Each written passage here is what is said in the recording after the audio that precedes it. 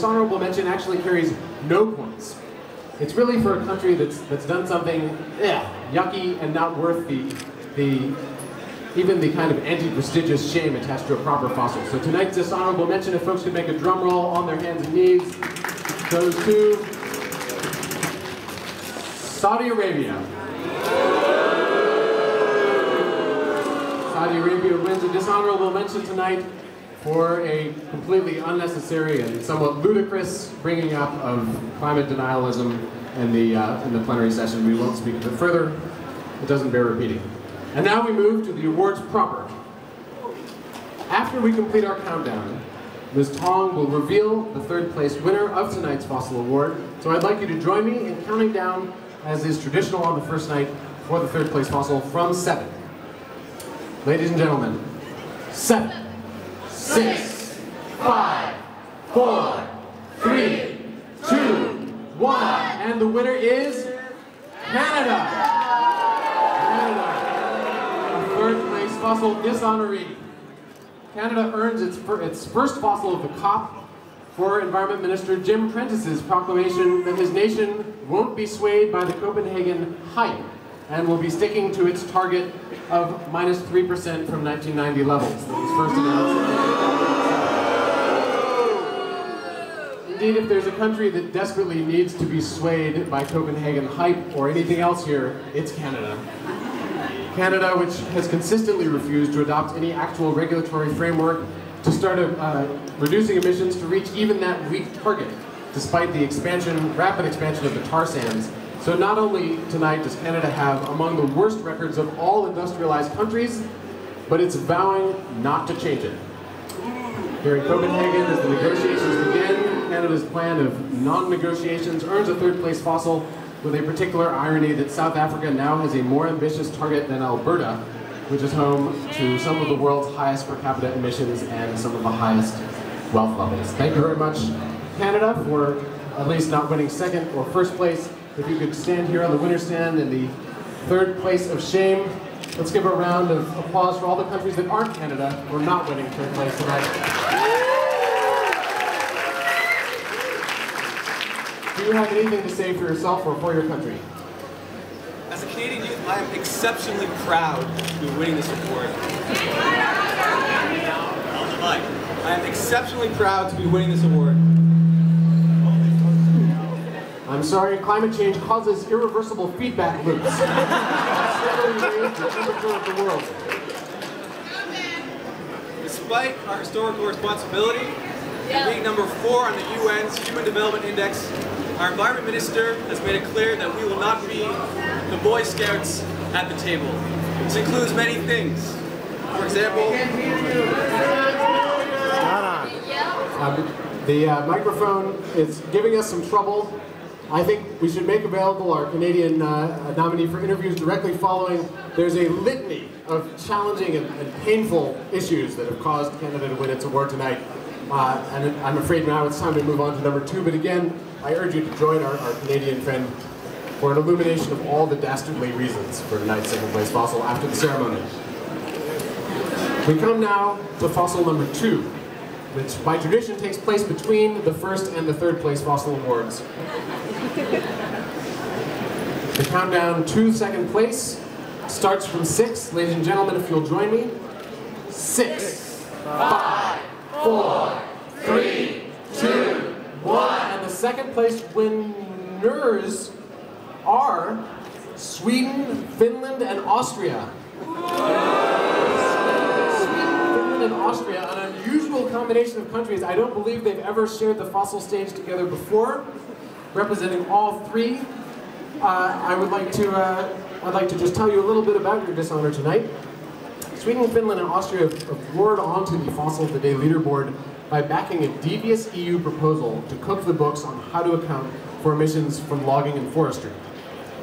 So the proposal would count the effects of logging relative to projected reference levels, rather than in reference to the actual amount of emissions changed since 1990. And Sweden, Finland, and Austria would be the biggest beneficiaries of this proposal. If it passes, not only will they not have to account for emissions from increased logging, they'll actually get credit if they increase their logging, but not quite as much as they're saying they're going to. It's pretty bad. And in fact, if this passes, this is the EU's proposal now, it would affect all the targets of all the Kyoto Protocol countries, in effect punching a loophole through emissions targets big enough for a logging truck to drive through. Folks, if we could present officially now the second place fossil award.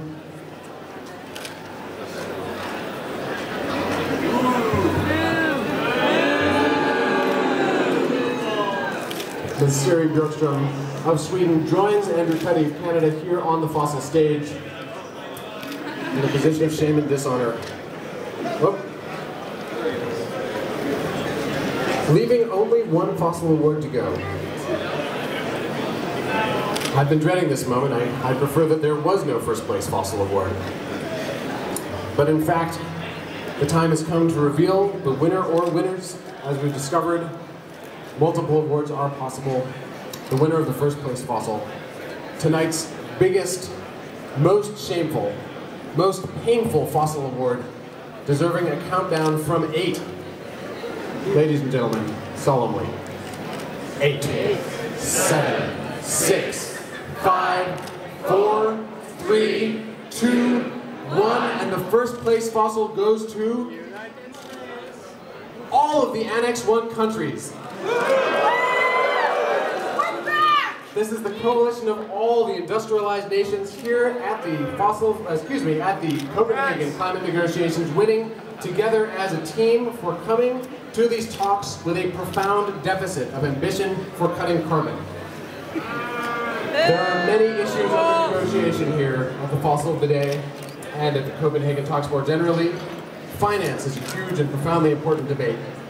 But fundamentally, we can't stop global warming until the richest countries and the world stops pumping greenhouse gases into the atmosphere. The cuts by the richest countries is the defining issue of these talks, and until the fossil fuels go down, the fossil awards will keep on racking up. A round of booze, shame, and perhaps ironic applause for the first place winners tonight, the industrialized countries. If you could take your place here on the stage. We now have the results of tonight's activities.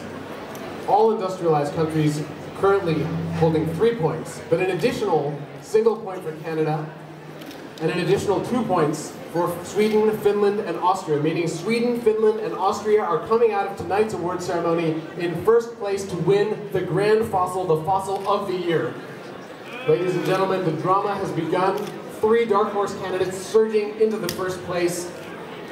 There's only one way to find out what happens next, which is to return to this very spot at 6 p.m. tomorrow night, or to check fossiloftheday.com, where current and past winners are posted, along with videos not only of the fossil ceremony itself, but also deliveries in home countries and embassies around the world as they happen. Tonight's Fossil of the Day ceremony, as does each night's, will conclude with a final singing of the Fossil of the Day International Anthem. If I could be rejoined by the Fossil Choir, and those who only learned it in the first rendition tonight, if they could join in especially. In fact, maybe all of us will be the Fossil of the Day choir tonight.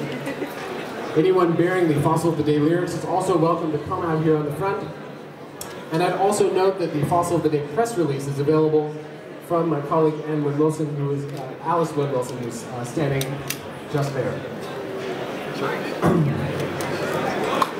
Please, if you're not holding a fossil award in the air yourself, please do join me in putting your hand over your heart to protect it from the harmful rays of the rapidly heating environment. And the music, please.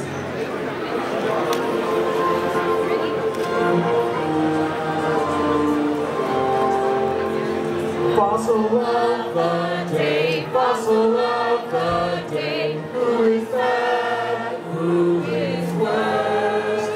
Fossil of the day, fossil of the day, all the blame, all the shame, fossil of